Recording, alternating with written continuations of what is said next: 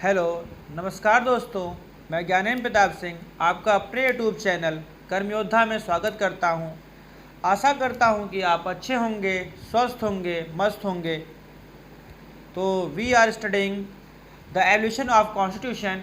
हम लोग संविधान का विकास क्रम पढ़ रहे थे और आज इसी विकास क्रम में आज हमारा ये तीसरा लेक्चर है। और थंबनेल से आप जान ही चुके होंगे कि आज का हमारा टॉपिक है अगस्त ऑफर, अगस्त प्रस्ताव 1940।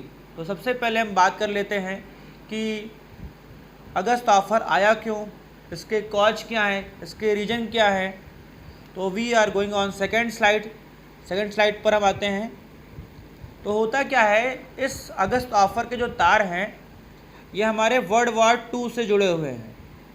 तो वर्ल्ड वार 2 जब होता है तो वर्ल्ड वार 2 में हमारे बिना भारतीय के किसी पार्टी से पूछे, ना कांग्रेस, मुस्लिम लीग, ना प्रिंसली स्टेट से बिना पूछे लॉर्ड लिथनगो उस टाइम के वायसराय डिक्लेयर कर देते हैं कि इंडिया क्या कर रही है, इंडिया के लोग ब्रिटेन का साथ देंगे वर्ल्ड वार 2 में। तो इससे क्या होता है कि जो कांग्रेस रहती है खफा हो जाती है, कांग्रेस नाराज़ हो जाती है, कांग्रेस पार्टी से नाराज़ हो जाती है और कांग्रेस के जितने भी मिनिस्टर रहते हैं वो अपने पद से रिजाइन दे देते हैं 22 अक्टूबर 1939 को। 22 अक्टूबर 1939 को पूरे कांग्रेस के जितने मंत्रिमंडल से वो रिजाइन कर देते हैं। तो होता क्या है कि रिजाइन करने के बाद उनको सपोर्ट चाहिए होता है, तो इसी सपोर्ट के लिए ये ऑफ़र पेश करते हैं। तो इस ऑफ़र के पीछे एक थोड़ी सी कहानी है, उसको भी हम समझ लेते हैं। तो बात ये हमारी है मार्च 1940 की, बात हमारी है मार्च 1914 की। मार्च 1940 में क्या होता है, कांग्रेस सेशन होता है, जिसे हम हिंदी में बोलते हैं कांग्रेस अधिवेशन। तो ये अधिवेशन हमारा रामगढ़ बिहार में होता है। तो यहाँ पर चर्चा होती कि हम लोगों ने तो मिनिस्ट्री से रिज़ाइन कर दिया, तो हमारे पास मौका है इस समय अंग्रेज़ों को हमारी ज़रूरत है, तो इस समय हम उनके सामने अपनी कुछ मांग रख सकते हैं। तो यहाँ पर डिसाइड होता है कि हम लोग अंग्रेज़ों से मांग रखेंगे, प्रोविजनल गवर्नमेंट की मांग रखेंगे। तो इसी मांग को इन्होंने स्वीकार किया और इसी मांग के अवज में इन्होंने अगस्त ऑफ़र दिया। अब इस मांग जो अगस्त ऑफ़र लेकर आते हैं वो कांग्रेस को पसंद आता है, मुस्लिम लीग को पसंद आता है, ये तो बात की बात है। इस बात को हमें समझने के लिए सबसे पहले हमें समझना होगा कि इस हमारे जो अगस्त ऑफ़र हैं इसके क्या टर्म्स एंड कंडीशन है। तो अब हम टर्म्स एंड कंडीशन पर चले जाते हैं।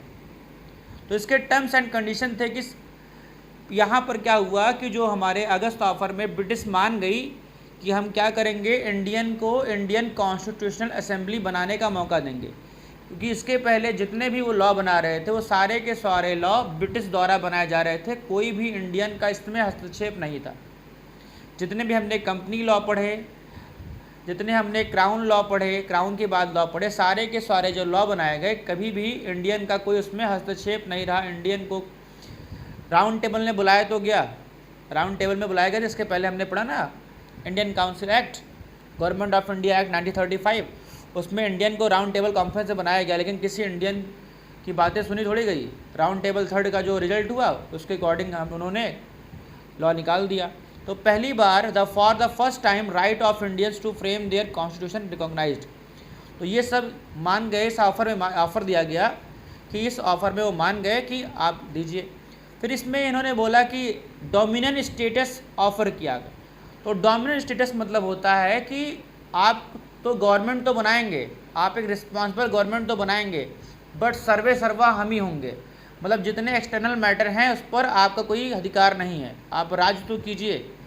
तो डोमिनेंट स्टेटस के लिए ऑफ़र किया गया। एक वार एडवाइजरी बनाई गई कि हम एक वार एडवाइजरी बनाएंगे, उसमें ब्रिटिश लोग तो रहेंगे और ब्रिटिश लोग के साथ साथ इंडियन को भी उसमें रखा जाएगा। और एग्जीक्यूटिव काउंसिल ऑफ वायसराय बनाया गया। इसमें बोला गया कि इस एग्जीक्यूटिव काउंसिल वायसराय में इंडियंस के नंबर ज़्यादा होंगे, ब्रिटिशर्स के नंबर कम होंगे। तो इस तरह के ऑफ़र दिए गए। और इसमें लास्ट जो पॉइंट हमारा है कि जो माइनॉरिटी को वीटो पावर रह गया। तो माइनॉरिटी को वीटो पावर देने का मतलब कि माइनॉरिटी के कोई भी लॉ या कॉन्स्टिट्यूट किए जाएंगे, कोई भी लॉ बनाए जाएंगे तो बिना उनके कंसेंट के नहीं बनाया जाएगा। तो उनसे हमें कंसेंट लेना जरूरी, बिना उनके सहमति के हम कोई भी नया लॉ फॉर्म नहीं कर सकते हैं। तो ये हमारे कुछ ऑफ़र के टर्म एंड कंडीशन रहे। अब हम बात करते हैं कि इसका रिएक्शन क्या होता है। तो इसके रिएक्शन में तो कांग्रेस तो पूरी तरीके से इस लॉ का पूरी तरीके से अपोज कर देती है, क्योंकि आप लोग जानते हैं कि कांग्रेस का जो सेशन होता है 1929, अगर आप अभिषेक सर की आपने अगर हिस्ट्री क्लास ली होगी तो सर ने ज़रूर पढ़ा होगा 1929 के कांग्रेस अधिवेशन में बात होती, कांग्रेस सेशन में बात होती है कि हम लोग को डोमिनियन स्टेटस नहीं चाहिए, हम लोग को क्या चाहिए, पूर्ण स्वराज की डिमांड करते हैं। तो जो हमारे कांग्रेस पार्टी के हमारे देश को लोग थे, डोमिनियन स्टेट की जो डिमांड थी वो 1929 तक थी। हम लोग 1929 तक डोमिनियन स्टेटस की बात कर रहे थे, लेकिन 1929 के बाद हमारी पूरी डिमांड क्या होगी, हमने पूर्ण स्वराज की डिमांड कर दी कि अब हमें पूरी तरीके से फ्रीडम चाहिए, हम डोमिनियन स्टेटस नहीं लेंगे। तो इस वजह से कांग्रेस ने इसको अपोज कर दिया। ये बिल, ये जो ऑफ़र है थोड़ा बहुत तो किसको समझ, ये थोड़ा बहुत मुस्लिम लीग को तो अच्छा लगा, क्योंकि इसमें मुस्लिम लीग की कुछ मतलब की बात की गई थी। जो आप पॉइंट देख रहे हैं यहाँ पर, माई वीटो पावर फॉर माइनॉरिटी, क्योंकि आप जानते हैं कि इंडिया में मुस्लिम कम्युनिटी माइनॉरिटी कम्युनिटी है। तो ये मुस्लिम लीग को अच्छा लगा, लेकिन मुस्लिम लीग ने भी इसका अपोज किया, बिकॉज इसमें मुस्लिम लीग की एक डिमांड जो रखी गई थी कि उनको एक अलग देश चाहिए, अलग पाकिस्तान की डिमांड की थी उन्होंने। इस मांग को अगस्त ऑफ़र में स्वीकार नहीं किया गया। तो इस तरीके से हमने समझा, हमने इसके टर्म एंड कंडीशन को समझा और हमने इसके रिजल्ट को समझा कि क्या इसका रिएक्शन रहा। अब थोड़ा सा मैं आपको लाइव का एग्जाम्पल बताता हूँ कि अगस्त ऑफ़र को आप किस तरह समझ सकते हैं।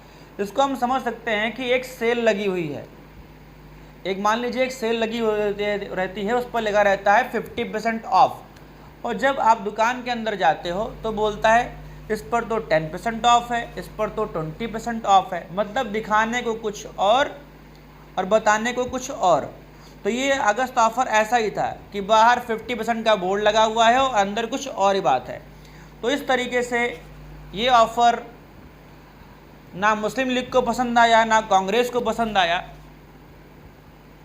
तो इस तरह से आज की क्लास हम इतनी ही रखते हैं, क्योंकि अब मैंने सोचा है कि क्लास को हम पॉइंट वाइज पढ़ेंगे, क्लास को बहुत लंबा नहीं करेंगे, क्योंकि मुझे पता है कि टाइम की कमी रहती है आप लोग के पास भी और इसमें मेरे पास भी है।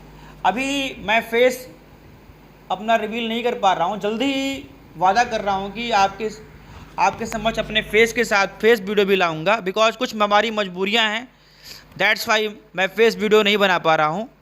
जल्दी ही वादा करता हूँ कि हम लोग फेस वीडियो भी करेंगे। अभिषेक सर कर रहे हैं बट मैं नहीं कर पा रहा हूँ, थोड़ी सी मेरी मजबूरी है, उसको समझिए। तो आज का लेक्चर हम यहीं समाप्त करते हैं और आपसे यही मैं विदा लेता हूँ। आप अपने हर बार की तरह जैसे मैं लास्ट में कहता हूँ कि अपने माता पिता की सेवा करिए, अपने देश से प्रेम करिए और आपका जो कर्तव्य है अच्छे से पढ़ाई करिए, यही आपका एक कर्तव्य है। जय हिंद, जय भारत। मिलते हैं आपको नेक्स्ट पार्ट में।